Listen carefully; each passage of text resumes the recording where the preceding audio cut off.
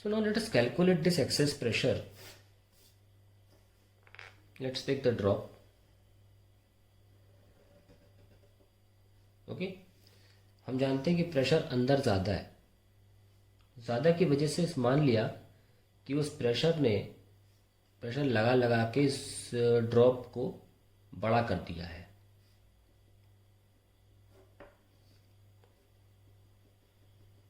इस ड्रॉप को बड़ा कर दिया। सपोज पहले जो रेडियस था वो आर है और अब जो रेडियस है वो है R plus delta R. Delta R is very small, almost zero, तो उसको छोटा मान के चलेंगे। कहीं भी डेल्टा आर का स्क्वायर किया जाएगा या डेल्टा आर को किसी और डेल्टा से मल्टीप्लाई किया जाएगा तो हम उसको ज़ीरो मान लेंगे। ठीक है, तो प्रेशर ने अपना काम करके, प्रेशर की वजह से जो फोर्स आता है उसकी मदद से जो काम किया, उस काम के तहत रेडियस बढ़ गया by some distance called delta R. तो let's find out that work done. तो work done by the excess pressure inside the drop। Work done क्या होगा? वर्क डन तो फोर्स इनटू डिस्प्लेसमेंट होता है, डेल्टा आर डिस्प्लेसमेंट है। Force क्या होगा? एक्सेस प्रेशर अंदर से जो आ रहा है। नेट फोर्स का मतलब हुआ excess pressure. Excess pressure into area into delta r। now what is excess pressure? that is, let's call that P। Area क्या था स्टार्टिंग में जिस पे ये फोर्स लगाया जा रहा था? 4 pi R square into delta R. ये वर्क डन है। ठीक है, नाउ हमें एक और चीज़ पता है, work done in terms of surface tension. Work done in terms of surface tension हमको ये भी पता है। ये हम कैसे लिखते हैं कि work done is surface tension into change in area, है ना? Change in area, that is T into delta A. तो चेंज इन एरिया कैसे निकालोगे? Delta A is equals to A final minus A initial. तो final क्या है? 4 pi R plus delta R का square. Initial क्या है? 4 पाई आर स्क्वायर। 4 पाई को ले लो कॉमन और यहाँ लगाओ ए स्क्वायर माइनस बी स्क्वायर को, ए प्लस बी ए माइनस बी। तो ए, ये ए है, प्लस बी इंटू ए माइनस बी लगा लिया। चलिए क्या आया? 4 पाई 2 आर प्लस डेल्टा आर और ये cancel into delta are. Solve कर लेते हैं पूरा इसको। 4 पाई इंटू 2 आर कितना हो गया? 8 पाई आर। ओके, और multiply by delta R, 8 pi R. तो ये हो गया, दो ब्रैकेट है ना, 4 pi into 2 R is 8 pi R, multiply by delta R. फिर आया ये 4 पाई इंटू डेल्टा आर, फिर डेल्टा आर।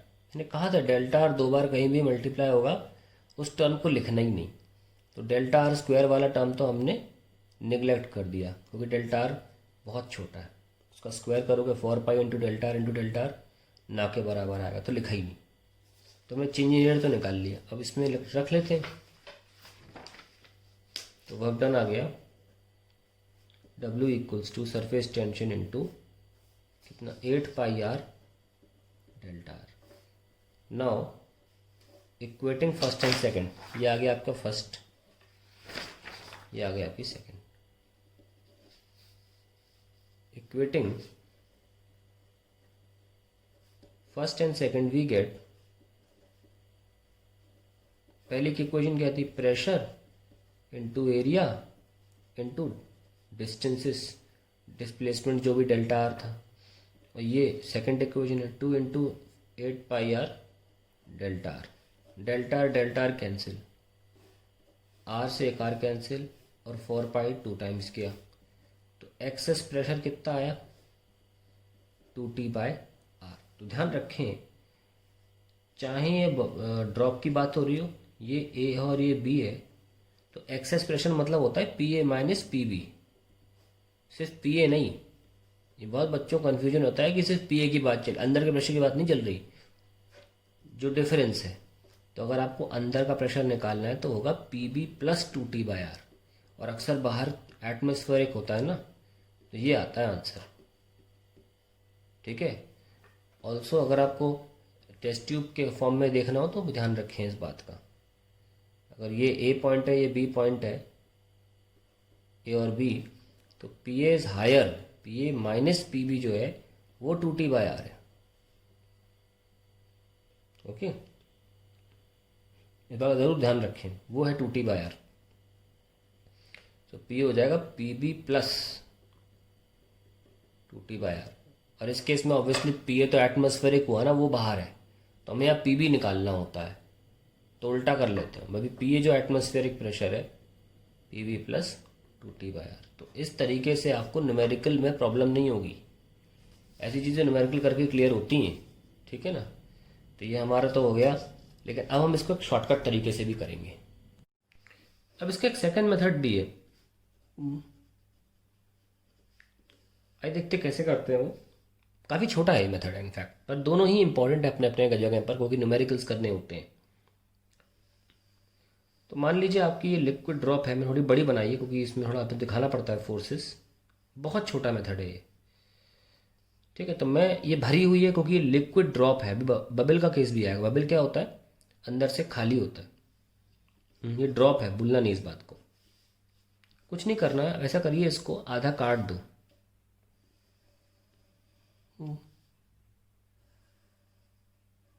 ये लीजिए आधा काट दिया, अंदर पूरा भरा पड़ा है। क्योंकि अंदर भरा पड़ा है तो सरफेस टेंशन जो है वो सिर्फ बाहर ही के सरफेस पे अप्लाई होगी। उसको रेड पेन से दिखा देता हूँ मैं, ये है सरफेस टेंशन।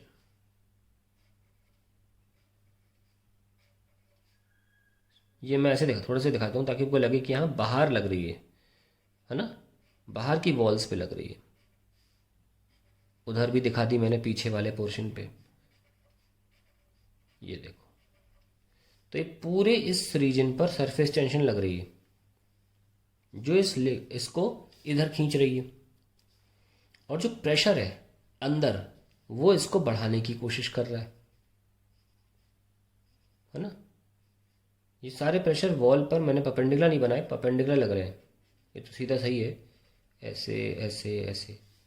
तो इसमें जो भी ये टेढ़े टेढ़े लग रहे हैं ना, इन सब के हॉरिजॉन्टल कंपोनेंट तो कैंसिल हो जाएंगे। मैं थोड़ा सा दिखा देता हूँ इन दो को दिखा के, कि मान लो ये इधर वाले एरो उन सारों का रोल प्ले करते हुए दिखा रहे हैं, जो बिल्कुल बीच वाले के इधर लग रहे हैं, और सारे एरो जो इधर हैं उनको मैं एक एरो से दिखा रहा हूँ। तो सबके हॉरिजॉन्टल कंपोनेंट तो हो जाएंगे कैंसिल, और ऊपर का कंपोनेंट बचेगा केवल। तो अल्टीमेटली होगा क्या, हेमिस्फेयर में जो प्रेशर होता है ना, वो केवल इस एरिया पे ही लग रहा होता है। एक तरह से सारे कंपोनेंट्स कैंसिल हो जाते हैं और केवल एक सर्कुलर एरिया पे ही प्रेशर काउंट होता है। ये बात ध्यान रखें। तो दो दो फोर्सेस आ गए जो बैलेंस कर रहे हैं। तो इन इक्विलिब्रियम, क्योंकि आफ्टर ऑल ड्रॉप तो मेंटेन है ना, ड्रॉप कोई फूट तो गई नहीं, तो अगर ड्रॉप जिंदा है तो इक्विलिब्रियम में है, सारे फोर्सेस बराबर है। तो in equilibrium force due to surface tension, due to surface tension. देखो हमने अभी तक अब लिखना चालू किया है, तो अगर आपको इसकी फिजिक्स पता है तो आप जल्दी कर सकते हो, है ना। Force due to surface tension is equal to force due to excess pressure due to, बस तुरंत आंसर आ जाएगा, कुछ एरिया डिफरेंस नहीं निकालना। Force due to surface tension कैसे निकाली, surface tension into length, length कितनी है 2πr, 2πr। ठीक है, ये किधर थी, ये डाउनवर्ड्स दिखाई मैंने डायरेक्शन वाइज। और force due to excess pressure क्या हुआ, पी एक्सेस इंटू ये वाला एरिया। प्लीज हेमिस्फेयर का 2πr² ना ले लें, 2πr² पे मना नहीं किया, प्रेशर लग रहा है, पर जब आप फोर्स लिख रहे हो तो वेक्टर होने के कारण हॉरिजॉन्टल कंपोनेंट कैंसिल हो रहा है ना। मान लीजिए ये पूरा हेमिस्फेयर है ना, तो उस पर जितने भी हॉरिजॉन्टल फ्लैट इस तरफ वाले फोर्सेज हैं वो सारे कैंसिल हो रहे हैं, केवल ऊपर वाले लग रहे हैं। तो इसीलिए हमें पाई आर स्क्वायर लेना पड़ रहा है। ठीक है, ध्यान रखें। अगर फिर भी किसी को प्रॉब्लम होती है कि सर ये आपने जो एरिया लिया पाई आर स्क्वायर क्यों लिया, तो प्लीज़ मुझसे पूछें।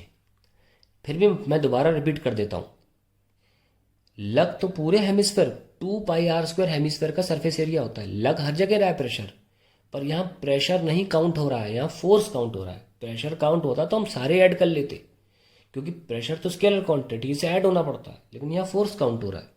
फोर्स में कंपोनेंट्स कैंसिल हो जाते हैं। कौन से कंपोनेंट कैंसिल होंगे? इन सब के हॉरिजॉन्टल कंपोनेंट कैंसिल हो रहे हैं, है ना। कौन बच रहा है? केवल वर्टिकल वर्टिकल कंपोनेंट।